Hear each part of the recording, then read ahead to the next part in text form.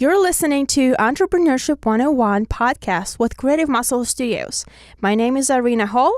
Welcome, and today our topic is how to tell your story. In the previous 2 episodes, we talked about the importance of using videos in your marketing and how you can do different types of videos and the importance of telling your story. And today we have an amazing guest with us, Angela Stillwell. Hi, Angela. Hi. And Angela is gonna give us some great advice and tips on how you should tell your story and what's the best way to do that. So, Angela, I'm really curious about your story first. How did you actually get here? That's a great question, and there's a really in-depth answer. It started when I was going through my separation and divorce. Is really how this piece of my business got started. I was thinking about, what I'd done right and what I did wrong in the marriage. And, it wasn't all on me, but it takes two, it takes two to make it work, right? But, what had I done, or what could I have done differently? Who could I have been better? Who could I have been to be a better person in that relationship? And as I went through that introspective process, I realized that because of my childhood, I was not great at making deep connections with people. I could make great friends because I was used to moving. I had moved over 60 times. I went to 13 different schools between kindergarten and my senior year of high school. Oh, wow. So, I could meet people and I could talk, but growing up, I knew I wasn't going to be anywhere very long, so it wasn't necessary to make that deep connection, right? And I carried that into adulthood because, that was my foundation. And so as I thought about that, and there were a lot of things from childhood that I really didn't want to share with anybody. I had major perfectionist syndrome, and none of us like to show our vulnerabilities. We all want to present this perfect picture, and yet no one can be perfect. And if you look at the people who do have those deeper connections, they do share their vulnerabilities. Right. And so the more I dug into that whole aspect, and I started sharing some of my backstory, which had a lot of really ugliness in it as a child. But I didn't want anybody to know that, and because you go into a new school and girls can be really mean. I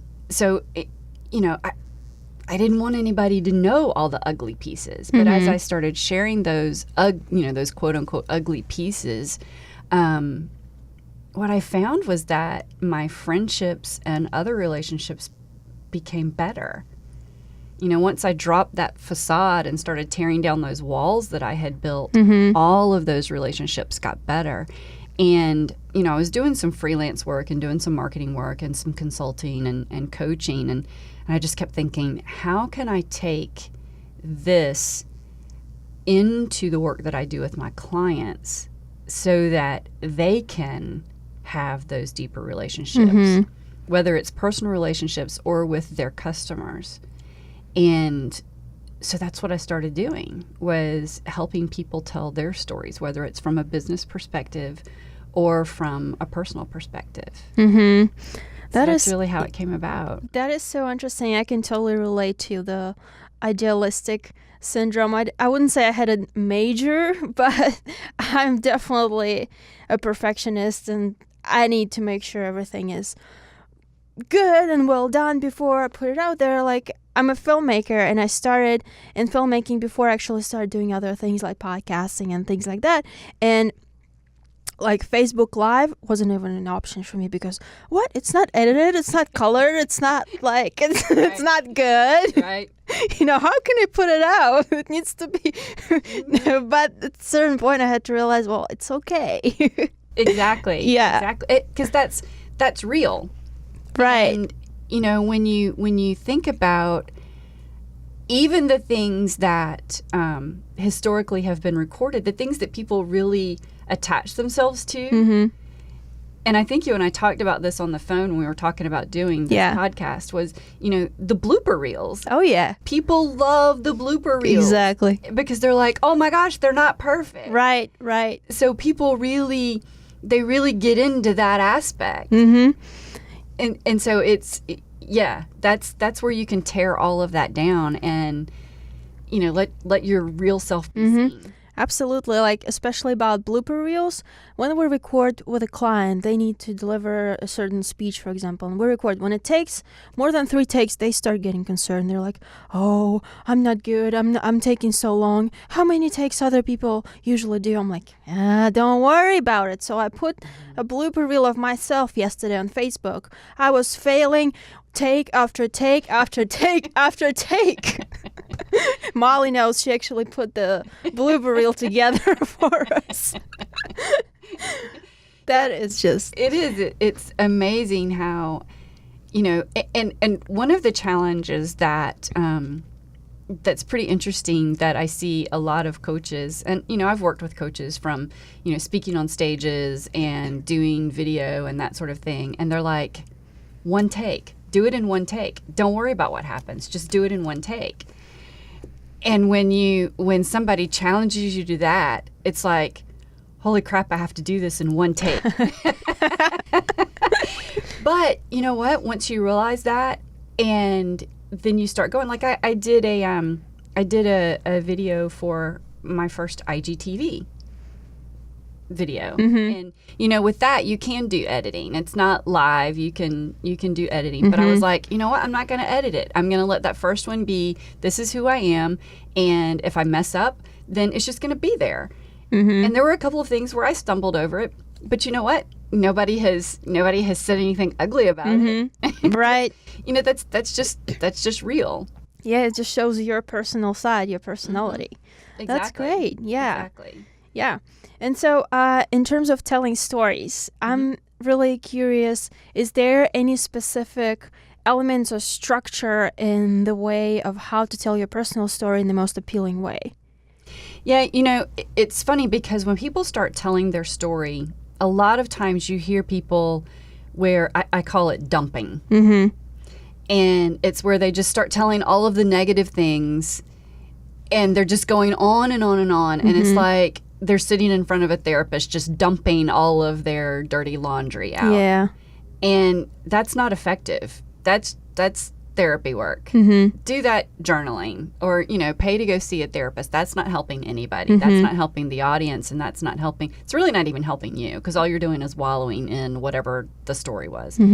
But when you can take that story and glean the lessons from it and, share pieces of the story, and, we can talk a little bit more about that if you want to, but, you do film. You know that you start basically in the middle of the story. You start at the climax. That's where you start. What's a high point of the story? Start there, and then you can fill in around it. But make sure that whatever aspect of the story that you're telling, there's a lesson or 2 or 3. There are points that you're wanting to get across from that story. Otherwise, the story's for nothing. Right. And especially when we create short videos, it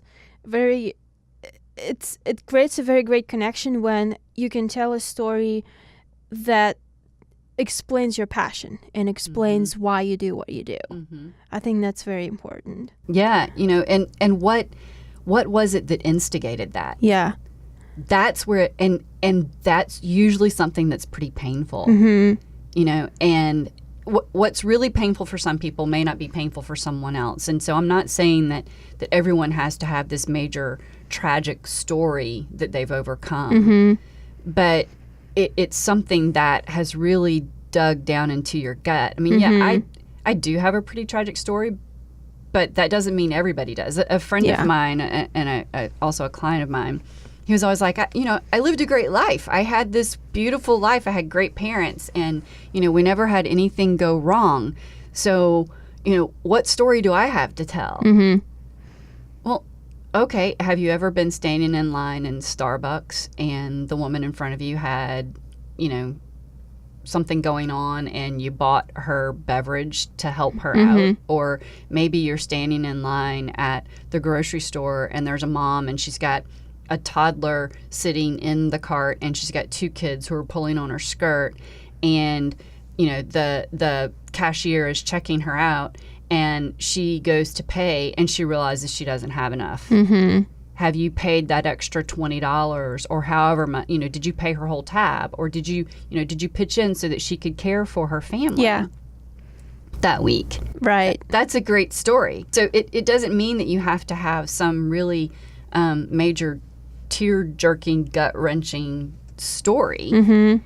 And I tell people all the time, collect your stories, because there are stories everywhere. Right. You're traveling and you have some conversation with a TSA agent. There's a story there. Yeah. Every day there are stories. Yeah. That's amazing how we always get asked by our clients and by entrepreneurs that we meet, how do we produce content on regular basis? We don't have so many stories to tell. I'm like, you can tell so many stories. They're everywhere. They're all the way around. You can tell your story. You can tell your client's story. The easiest way is to bring your customers in and let them talk, because they will talk about you and will add you even more credibility. Absolutely. Yeah. Absolutely. Tell the story of, what was it that you helped them overcome? Right. Yeah. What was it that brought you to them? What was it that they went searching for you? What was the problem that they had, and how did they overcome it with what you have going on? Yeah. I mean, that's a great story. And what else is good about it is that when you bring them in, it gives them a highlight and they have a chance to tell their story in their way. Absolutely. And they are the star. Absolutely. They're talking about you, but they are the star. Exactly. Yeah. And that's what you want to do when you're telling the story. You want to make either the customer or the audience the hero in the story. And you probably know this. I mean, Joseph Campbell's story, system of telling a story. Yeah. The hero's journey. That's the word I'm looking for. Right. The hero's journey. You always want the audience to be the hero. And or the underdog or the whatever, and there's always got to be an enemy. Yeah. And, the enemy doesn't have to be a villain. It can be, one of the coaches that I've had over the years, his enemy is mediocrity. And that's what he tells you. I shoot to be the best, so my enemy is mediocrity, because so many people in the world, that's what they're shooting for, is mediocrity. They're happy with mediocrity. Yeah. And, that's a different kind of villain. Right. But the way that he presents it, it really is a villain. So it's learning to tell the story in a way that makes the audience or the customer the hero. That's interesting, because Greg and I always talk about it, and we actually have different opinions about it. I usually say, whatever we put out there, whatever marketing we use, it has to be about our customers or our audience. It's not about me. It's not about you. It's not about our company. It's about them. And he goes, you know what? There's nothing wrong with you bragging a little bit about you and is saying that, well, this is about me this time. Why not? I'm like, no, it has to be about them. So we're kind of going back and forth about it. And I think something that maybe I need to work on a little bit, but maybe in some way it's true, maybe it's not completely true, but I used to think that no one cares about me and what I have to say and what my story is and what I'm doing. It's all about them. And I'm always kind of pushing myself, I'm not important. It's all about them. They don't care about what I have to say. It has to be about them. But I think there's got to be the sort of a balance. Absolutely. And I will tell you, that's actually a very feminine thing. Yeah.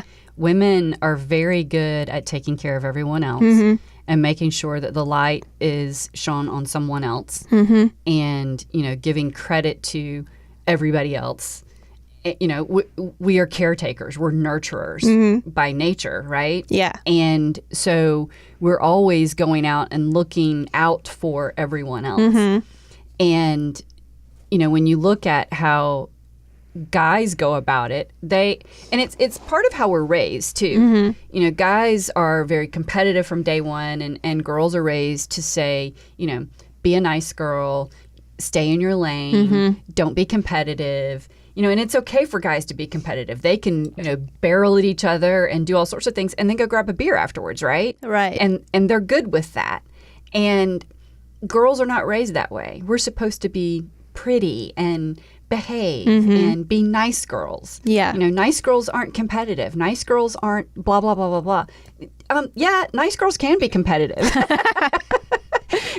And part of that competitiveness is, having the confidence to say, heck yeah, I did overcome this. And this is why I'm really good for you. So, it is good to be able to share your story part of the time and be able to say, this is what I have overcome and this is how I've gotten to here. And this is why you should hire me, because I can help you with this problem. That's great. Something you mentioned earlier, I'm kind of wondering about. You said the best way to tell a story is to start with a climax. So how do you find that climax in your story? Like, for example, take your story, for example. What's your climax? Oh, gosh. There's a lot of different climaxes.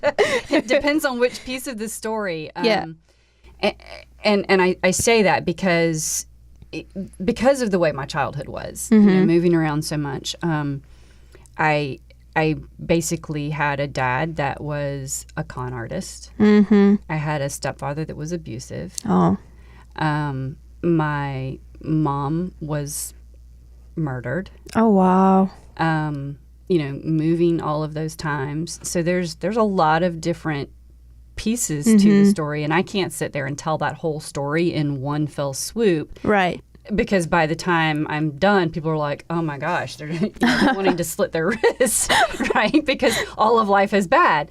So, and whenever you are telling a really tragic story, you have to be able to bring levity to it, because you need to be able to protect your audience. It's your job to protect the people who are listening to you and to give them strength through the process. So if you do have a really tragic story and you are starting at the climax of that,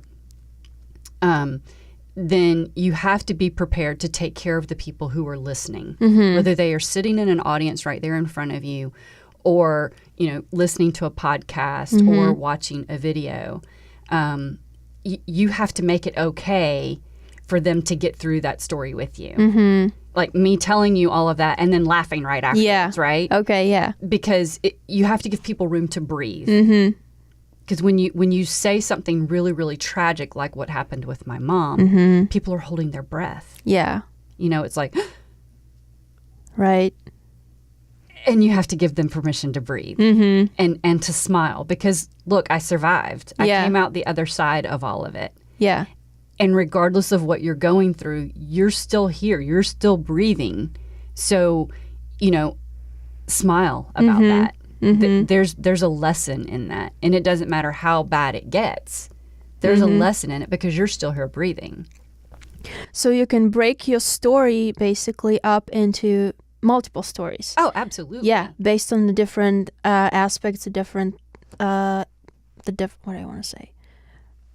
stages of your life, I guess, and the different lessons that you learned. Yeah. You can create a lot of micro stories. Absolutely. Yeah. Absolutely. I mean, there can be, you can take a 5-minute incident of your life, and that can be a 90-minute speech. There's I had an incident, and again, I have a lot of really bizarre stories growing up, but I had because of something that was going on with my dad when I was 10 years old. One of the people that he had done something to, I don't know what he had done to this person, but there was a situation, and I ended up, my dad had gone to meet with this guy, and my brother and I were sitting out in the car waiting on my dad to come back out, and my dad comes running out the front door of this guy's house and takes off, and the guy comes out following my dad, and he's got a gun in his hand, and he comes to the car because he's not wanting my dad to get away, but my dad's not in the car. And the window's down. It's a summer night, and we're sitting there waiting, and we see this happening. And he comes to the window, and one of my dad's employees is sitting in the driver's seat, and I'm sitting in the passenger seat. The window's down, and he comes up to the passenger's window and puts the gun against my head and wants the keys to the car. That's a 5-minute story. Wow. But what I tell about that story is how I stepped into a leadership role even as a kid. And then I go into the whole thing of, there's crisis leadership and then there's legacy leadership. Crisis leadership is in the moment. That was in the moment. Legacy leadership is, what do you do that lasts over a lifetime? So, that's one little piece of, I'll be 52 in 5 weeks. And, that's one little piece of, that's a 5-minute piece of 52 years, right? So, yeah, I mean, your story can be just a little moment in time. Yeah. So what did you do in the car? So, okay, I'll tell you exactly what happened. He's holding the gun to my head, and he says, "Give me the keys." And the guy that was sitting in the driver's seat is frozen. He's just like unresponsive. And I'm like, dude, I'm 10 years old. I'm the one with the gun to my head. Why are you frozen? Right. And so he doesn't move, and the guy with the gun says, "This is a gun. It's loaded. You know what it will do to her. Give me the keys." And again, Robert doesn't move. And I looked at the guy. I kind of glanced down, and I was like, I'm going to lean over and get the keys because my little brother is sitting in the back seat, and a big sister here, I'm wanting to protect my little brother. Yeah. Right? Give the guy the keys. Yeah. So I leaned over and I got the keys and I handed them to the guy, and he turns around and he goes back inside. And a few minutes later, the police show up. I don't remember my dad being around anymore that night. At some point, we ended up back at our mom's house. And that's really the whole story. It was that I stepped into that crisis leadership position to protect my little brother and to protect myself. I don't really remember how we got home. I just remember that eventually we did get home. But the story is just like when you hear about someone walking down the beach and they see someone drowning and they jump in to save the person drowning. That's a crisis leadership place, right? Versus legacy leadership, where you are setting people up to themselves be leaders. And that's how, when I'm giving a speech, I'll throw in all, I go through that whole process. But yeah, that's what happened. Yeah, wow, yeah. It's quite a story. Yeah, so, yeah, you don't tell the whole story of your life. Right. Just, what is a moment? Right. Yeah. So the most common thing that our clients are doing is their introductory story for their business. So what would be the best way to tell that story? Would it be focused on directly? I guess it depends on what their stories are. But I like to ask them how they started their business and what led them to it. Is there any specific way they can tell? I don't know how to formulate that. What I'm trying to do is I'm trying to bring it to those little 1 minute, 2 minute, 3 minute stories that our clients put in videos as their introduction, and they put it on the front of their website, and they say, this is who we are, this is our business. But the purpose of the video is to not just to show their business, but to also show themselves and their passion behind the business. Yeah, I will tell you what I have done, and what one of my coaches taught me to do is to spend some time before you actually start rolling the camera. And maybe you're looking into the lens and you're thinking on the other side of that lens is someone that you've always wanted to tell a story to, and they're no longer around. Okay. Maybe it's a child that you lost, or maybe it's a grandparent that was very special to you, or maybe it's a parent, someone that you can't actually have a conversation with any longer. What is the story that you want to tell them? Okay. And what tends to happen is people will well up with tears, men and women, right? Because that's really good, and that's what you want. You want them to get to that point, because once they can get to that, then you get the passion coming through them. And it's not that you have to film while they're tearing up. You don't want them tearing up in the film, because that's just going to make the people who are watching it, get upset. But you want them to get to that point of passion, that point of emotion, and then recollect themselves and tell that story again. That's great. So, whatever the business is, what was it that really drove that? But tell that to that person that they can't see anymore. That is a great tip, because most of the time entrepreneurs start their businesses because they had a problem they needed to solve themselves. Right. Yeah. Or they had a passion and they were looking for an outlet, for a creative outlet, for example. Like I was looking for a creative outlet when I started my business. And it's really connecting with them very deeply. And it's really powerful when they can express that and they can create that connection with their audience. Exactly. Yeah. Exactly. And when you get them to that point, regardless of what the story is, that emotion and that depth of their passion comes through. Yeah, I think we had a great conversation. Yeah. I think it went really well, and I really appreciate, Angela, you coming and recording with us today. It was great to meet you and hear your story. Thank you. It was wonderful. So thank you very much. And you have been listening to Entrepreneurship 101 podcast. We are on Anchor, on iTunes, on Google Music, and on all major podcast platforms. So you can find us, follow us, subscribe, download. Also, feel free to check out our website at creativemusclestudios.com. And we would like to thank our sponsor today, VoiceOver City, for letting us record this podcast in their studio. And if you go to a website that Angela gave us, is untappedstrengths.com, you will find a free PDF with 5 points on how to tell your story. It's called Discovering Your Untapped Strength. So this could be very helpful for you on topic that we're discussing today. So feel free to subscribe to our podcast. We're on Anchor, iTunes, Google Music, and all major podcast platforms. Also go to our website at creativemusclestudios.com. And you can subscribe to our YouTube channel, also at Creative Muscle Studios. Thank you for listening. Stay tuned for our next episode, and be brave and passionate. Cut. Awesome. Yay!